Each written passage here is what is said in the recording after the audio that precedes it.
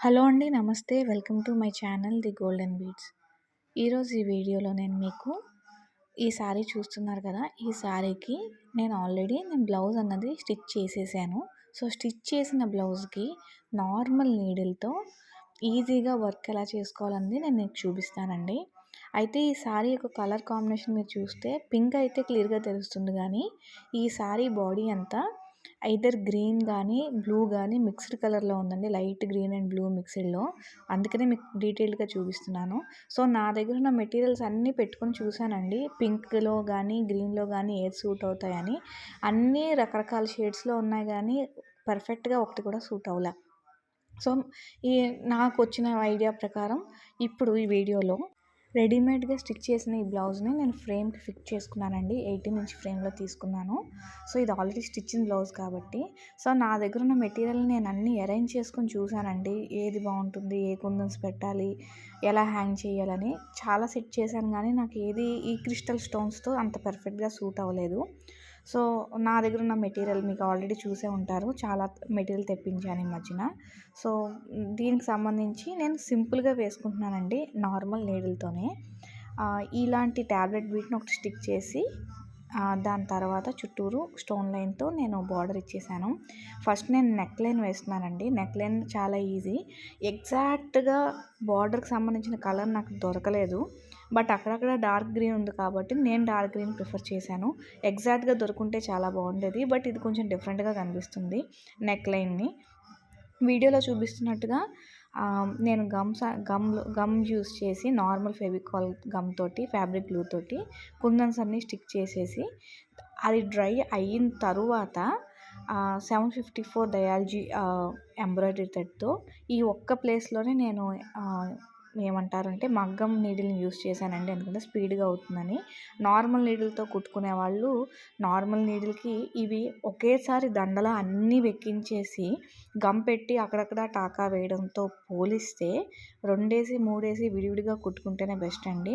ఇలా చైన్‌లా కుట్టి gum apply చేసి అక్కడక్కడ టాకా వేస్తే ఒకటి తెగినా అన్నీ ఊడిపోయి దండలా అన్నీ బయటకొచ్చేసే అవకాశం ఉంది. సో, ఇలాగ మగ్గం నీడిల్‌తో కుట్టడం రాకపోతే ఆ మెథడ్‌లో కుట్టండి. అంతే తప్ప దండలా ఒకేసారి ఎక్కించి స్టోన్ చుట్టూరు రొటేట్ చేసి అక్కడక్కడ టాకా వేస్తే అన్నది అంత బాగోదు. తర్వాత నార్మల్ నీడిల్‌తోనే నేను ప్లెయిన్ జర్దోజీని 1 ఇంచ్ సైజ్ కట్ చేసి వీడియోలో చూపిస్తున్నట్టుగా కుందన్‌కి ఫ్రేమ్ కుడుతున్నానండి. ఇది మగ్గం నీడిల్‌తో కుట్టుకోవచ్చు. నేను నార్మల్ నీడిల్‌తో చూపించుదామని అనుకున్నాను కాబట్టి, అంటే బిగినర్స్‌కి ఈజీగా ఉంటుందని నేను నార్మల్ నీడిల్‌తోనే చూపించాను. సో, ఎవ్రీ స్టోన్‌కి ఒక 5 కుందన్స్ అంత డిస్టెన్స్ పెట్టుకొని మార్కింగ్ ఏం చేసుకోలేదండి. అలా ఒకదాని తర్వాత ఒకటి స్టిక్ చేసుకుంటూ నేను ఎంతొస్తే అంత అన్నట్టుగానే నేను పెట్టాను.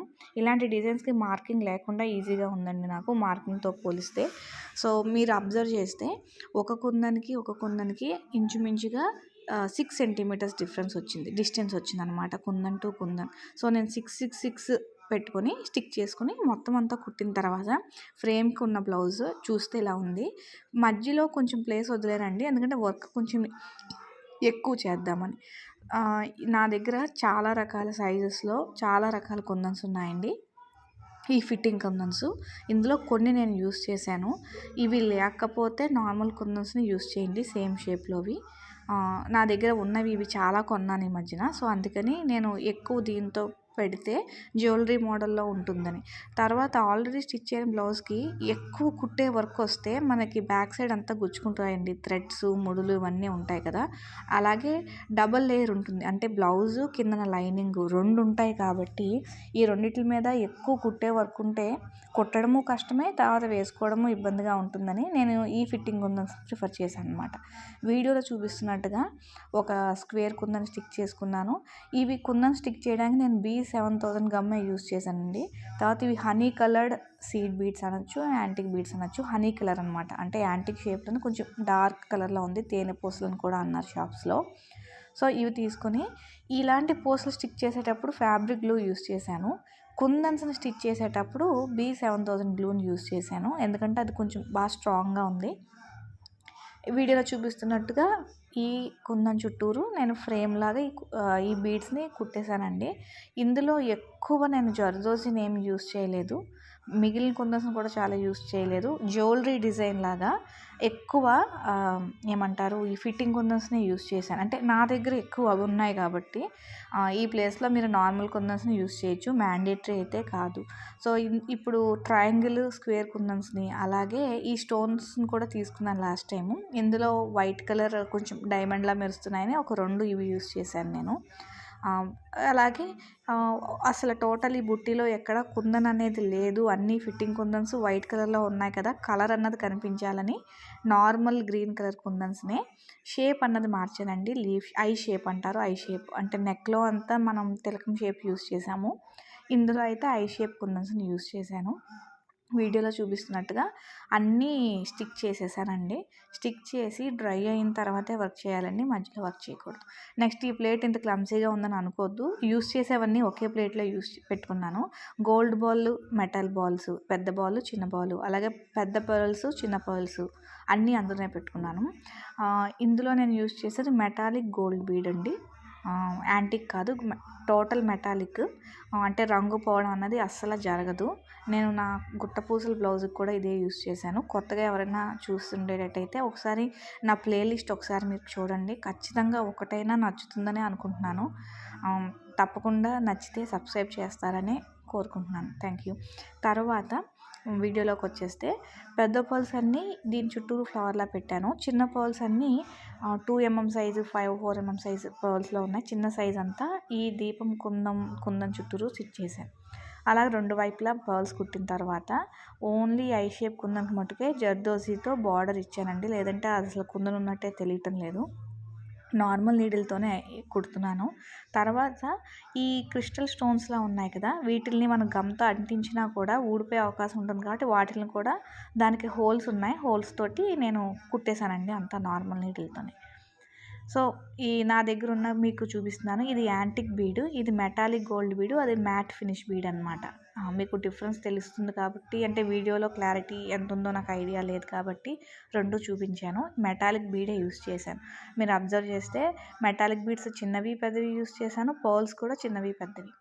తర్వాత నాకు ఎంబ్రాయిడరీ థ్రెడ్లో అయితే ఎగ్జాక్ట్ కలర్ కనిపించిందండి. సో నేను అక్కడక్కడ కలర్ కనిపించడం కోసం ముడి కుట్టు వేస్తున్నాను. జస్ట్ ఒక్కొక్క సింగిల్ ముడి అనమాట. 12 స్ట్రాండ్స్ తీసుకున్నాను నేను, అంటే 6 స్ట్రాండ్స్ తీసుకుని 6 స్ట్రాండ్స్ని డబల్ సైడ్ వేస్తే మనకు 12 వస్తాయి. 12 స్ట్రాండ్స్తో అక్కడక్కడ ఎక్కడైతే స్పేసెస్ ఉందో ఆ స్పేస్ అంతా నేను ఈ ముడి కుట్టుతో కుట్టేస్తే టోటల్ నిండిపోతుంది అనమాట. అంటే కలర్స్ కనిపిస్తాయి, పర్ల్స్ కనిపిస్తాయి, అలాగే కొంచెం షైనింగ్గా ఫిట్టింగ్ కుందన్స్ కూడా కనిపిస్తాయి. సో వీడియోలో చూపిస్తున్నట్టుగా డిజైన్ ప్రకారం రౌండ్వి, ఐ షేప్, స్క్వేర్, దీపం అని నా దగ్గర ఉన్న మెటీరియల్ అంతా పెట్టేశానండి. ఇది ఇలాగే కుట్టాలని లేదు, మీ దగ్గర ఉన్న మెటీరియల్తో మీరు షేప్ ఎలా అయినా మార్చుకోవచ్చు. మొత్తం అన్నీ కుట్టిన తర్వాత అక్కడక్కడ థ్రెడ్ వర్క్ కూడా చేసిన తర్వాత కుందన్ అన్నది బుటీ అన్నది ఇలా ఉంది. నేను మొత్తం నెక్ అంతా కుట్టిన తర్వాత మీకు చూపిస్తాను. ఇది ఫ్రంట్ పార్ట్ అండి. నేను ఇంకా సెంటర్లో అది కుట్టలేదు, అది కూడా సేమ్ ఇదే, ఒక 3 బుటీస్ని కలిపి కుట్టి చూపిస్తాను నేను. అంటే ఇది సింగిల్ బుటీ కదా, ఆ స్పేస్ అంతా నిండేలాగా నేను కుట్టాను. అది కూడా మీరు క్లియర్గా అబ్జర్వ్ చేస్తే సరిపోతుంది, ఎందుకంటే ఈ 2 కుందన్స్ని దగ్గరగా మొత్తం 3 కుందన్స్ని 4 షేప్స్లో జాయిన్ చేస్తే ఆ సెంటర్ పార్ట్ అన్నది వచ్చింది. నెక్స్ట్ వీడియోలో మీకు హ్యాండ్ డిజైన్స్ చూపిస్తానండి. ఈ లోపల అక్కడక్కడ వెల్తీగా ఉంది. నేను మీకు ఇవి సీక్వెన్స్ చూడడానికి మీకు గోల్డ్లా కనిపిస్తుంది కానీ గ్రీన్ షేడ్ అనమాట, ఆ లైటింగ్ వల్ల మీకు గోల్డ్ కనిపిస్తుంది. నార్మల్ థ్రెడ్తో చిన్న ఫ్లవర్ లాగా అక్కడక్కడ, అంటే ప్లెయిన్గా కనిపించకూడదు కాబట్టి అక్కడక్కడ నేను ఇలా ఫ్లవర్లా కుట్టి సెంటర్లో కొన్ని స్టోన్స్ని కుట్టేశాను అనమాట. మొత్తం కుట్టి ఇలా ఉంది. మీకు నచ్చితే తప్పకుండా లైక్ చేయండి. మీ ఒపీనియన్ ఏదైనా సరే నాకు చెప్పండి, ఏ డౌట్ అయినా నన్ను అడగండి. Thank you.